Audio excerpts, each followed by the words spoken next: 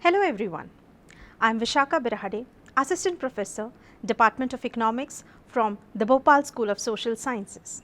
The main aim of today's module is to make you understand the national income, its meaning and definitions. So let us start with the meaning of national income.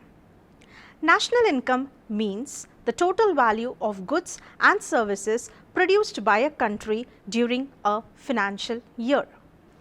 Thus, it is the net result of all economic activities of any country during a period of 1 year and is valued in terms of money. National income is an uncertain term which is used interchangeably with national dividend, national output and national expenditure. The definitions of national income can be grouped into two classes. Number 1, the traditional definitions advanced by Professor Marshall, Professor Pigou and Professor Fisher, whereas the second group is of modern definitions. So, let us take up the traditional definitions, in which the first one we have is Marshallian definition. According to Marshall, the labor and capital of a country acting on its natural resources produce annually a certain net aggregate of commodities, material, immaterial, including services of all kinds. This is the true net income or revenue of the country or national dividend. In this definition, the word net refers to the deductions from the gross national income in respect of depreciation and wearing out, and to this is added income from abroad. In spite of being a simple definition, it suffers from several limitations. Let us now see. Number 1, in the present day world, varied and numerous goods and services are produced, hence it becomes very difficult to have a correct estimation of them. As a result, the national income cannot be calculated correctly. Number 2, there always exists the fear of the mistake of double counting, which means that a particular commodity or service like raw material or labor might get included twice or more than that. For example, a farmer produces 1 ton of wheat and sells it for rupees 400 in the market to a flour mill, which sells it for rupees 600 to the baker. The baker sells the bread to the shopkeeper for rupees 800. The shopkeeper in turn sells the entire bread to the final consumers for rupees 900. Thus, if each time this wheat or bread is taken into account, it will work out to rupees 2,700, whereas in reality there is only an increase of rupees 900 in the national income. Number 3, the correct estimation becomes difficult because many of the commodities produced are not marketed and the producer either keeps it for self-consumption or exchanges it for other commodities, for example, agricultural products. Moving ahead, let us now see the second definition, that is the Pigouvian definition.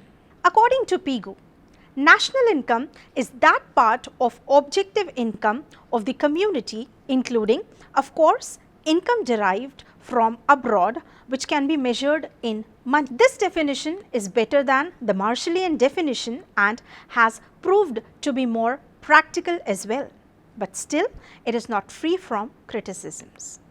Let us now see the criticisms. Number 1, it becomes very difficult to differentiate between commodities which can and which cannot be exchanged for money. This is because in actuality, there is no difference in the fundamental forms of such commodities, no matter they can be exchanged for money. Number 2, according to this definition, when only such commodities as can be exchanged for money are included in estimation of national income, the correct estimation becomes difficult.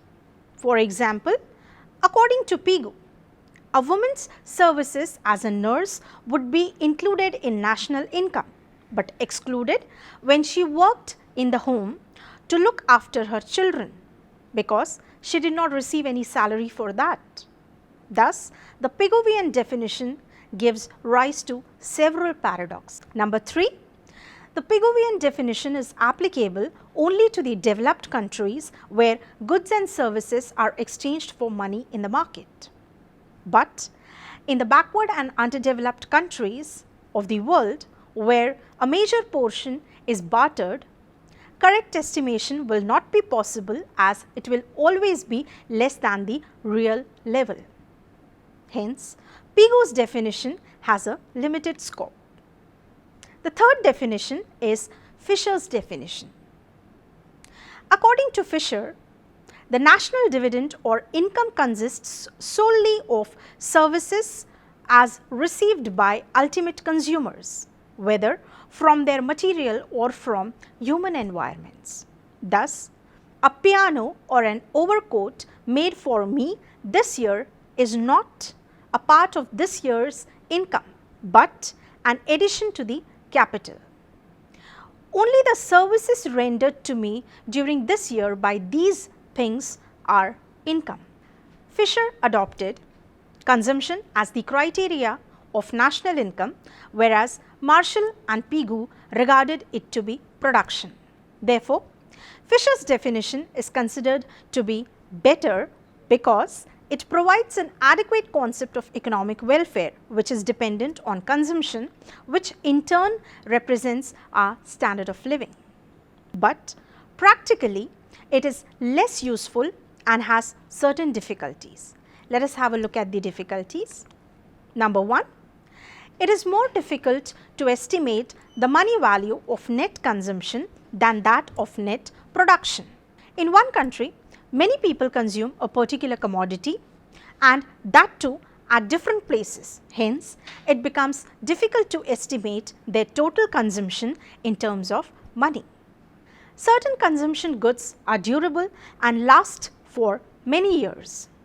As per Fisher's example, if an overcoat costs ₹100 and lasts for 10 years, Fisher will take into account only ₹10 as national income during 1 year, as only the services rendered to use during 1 year by them will be included in the income, whereas Marshall and Pigou will include ₹100 for the year when it is made.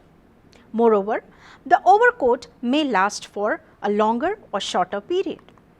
Number 3, the durable goods normally keep changing hands because of change in their ownership and value too.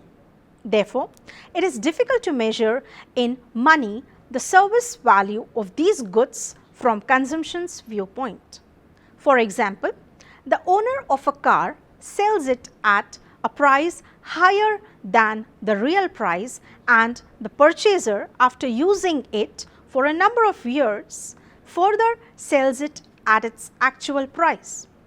Now, according to its average age, which price and value should be included in the national income is the question.